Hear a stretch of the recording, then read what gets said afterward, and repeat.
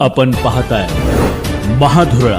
कोल्हापूर जिल्ह्यातील सुझुकीची एकमेव डीलरशिप म्हणजे मोहिते सुझुकी. 16 वर्षांच्या प्रदीर्घ अनुभवासोबत तुम्हाला इथे मिळेल सेल्स, सर्व्हिसेस आणि स्पेअर्स एकाच छताखाली.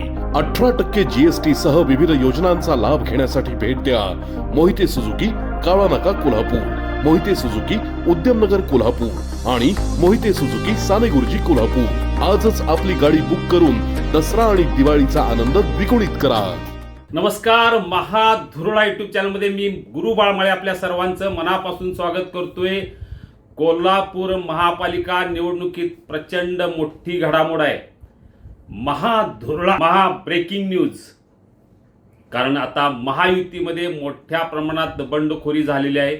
महाविकास आघाडीमध्ये पण बंडखोरी झाली आहे, पण महायुतीमध्ये असलेल्या शिवसेना जिल्हाध्यक्षांच्या घरातच बंडखोरी झालेली आहे. अनेक भाजपचे पदाधिकारी आता बंडखोरीच्या पावित्र्यात होते आणि त्यांनी जनसुराजचा झेंडा खांद्यावर घेतला. भाजपचे काही पदाधिकारी, त्यांच्या पत्नी या सुद्धा आता अनेक विविध पक्षात जाऊन महापालिका निवडणूक लढवणार हे नक्की झालंय, कारण त्यांनी अर्जही भरलेला आहे. माघारीसाठी 2-3 दिवस आहेत, पण सध्या तरी बंडखोरी महायुती आणि महाविकास आघाडीमध्ये झाली आहे. सगळ्यात मोठी बंडखोरी आहे ती शिवसेनेचे जिल्हाध्यक्ष सुजित चव्हाण यांचे सुपुत्र प्रसाद चव्हाण यांनी बंडखोरी केलेली आहे. प्रभाग क्रमांक 10 मधून त्यांनी थेट जनसुराजचा झेंडा खांद्यावर घेतलेला आहे. गेले काही दिवस सुजित चव्हाण यांच्या संदर्भात, म्हणजे प्रसाद चव्हाण यांच्या उमेदवारी संदर्भात चर्चा सुरू होती. प्रभाग क्रमांक 10 मध्ये अजय इंगवले यांना शिवसेनेच्या वतीनं उमेदवारी देण्यात आली. महेश सावंत हे राष्ट्रवादीच्या वतीनं आणि अर्चना कोराणे या भाजपच्या वतीने मैदानात उतरलेले आहेत. सुजित चव्हाण यांचे सुपुत्र प्रसाद चव्हाण यांना उमेदवारी मिळावी म्हणून प्रचंड आग्रह सुरू होता, पण शेवटच्या क्षणापर्यंत त्यांना उमेदवारी मिळाली नाही. तिथं अजय इंगवले यांना उमेदवारी मिळालेली आहे. त्यामुळे आता प्रसाद चव्हाण यांनी बंडखोरी केली आहे. पहिल्यांदा त्यांनी अपक्ष म्हणून अर्ज भरला, नंतर त्यांनी जनसुराज्यचा झेंडा खांद्यावर घेतलाय.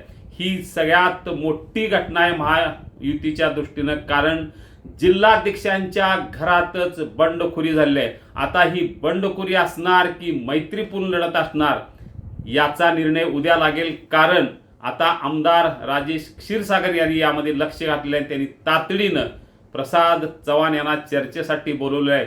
उद्या ही चर्चा होणार आहे. त्यावेळी काय निर्णय होणार, मैत्रीपूर्ण लढत होणार की बंडखोरी कायम राहणार हे पाहणं महत्त्वाचं आहे. सध्या तरी महायुतीच्या दृष्टीनं, कोल्हापूर महापालिका निवडणुकीच्या दृष्टीनं सगळ्यात मोठी बातमी की जिल्हाध्यक्षांच्या घरातच बंडखोरी. शिवसेना जिल्हाध्यक्ष सुजित चव्हाण यांचे सुपुत्र प्रसाद चव्हाण यांनी बंडखोरी केली. हे एकमेव बंडखोर नाहीत, अनेकांनी बंडखोरी केलेली आहे. त्याचा व्हिडिओ स्वतंत्र केला जाईल. त्यासाठी आत्ताच सबस्क्राईब करा महाधुरळा यूट्यूब चॅनेल, कारण कोल्हापुरातल्या महा ब्रेकिंग न्यूज पाहण्याचं एकमेव चॅनेल महाधुरळा. आत्ताच सबस्क्राईब करा. धन्यवाद.